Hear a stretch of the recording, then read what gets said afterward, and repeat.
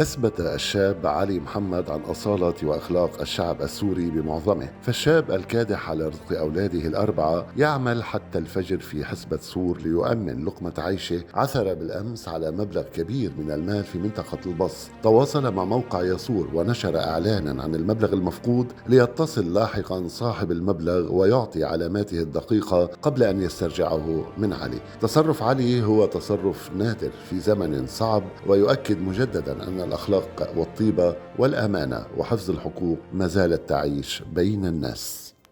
أنا شاب من عامل سوري بشتغل بالحسبة، اسمي علي. كنت رايح على البيت الساعة 10 لحتى أتروق، فليت من المحل وأنا ماشي على الطريق بالموتوسيكل لقيت مبلغ، يعني مبلغ شلته وكان في علامات مميز، يعني اللي بدي يعطيه العلامات بدي ياخذ المبلغ. فأنا تواصلت مع مع موقع صور ونزلت نزلت المصاري، إنه لقيت مبلغ من المصاري واللي بدي أعطيه العلامة بياخذهم. فحكاني صاحب المبلغ الساعة 9 بالليل وأعطاني العلامة، وتواصل مع الزلمة أعطاني العلامة مضبوطة، أجا عد المبلغ وأخده، والزلمة تشكرني طلعوا لالي. أنا عامل يومي يعني، بس أنا الحمد لله يعني بغني عنهم، بس يعني بيكون الشخص اللي مضيعهم بعازة أكثر ما أني بعازتهم.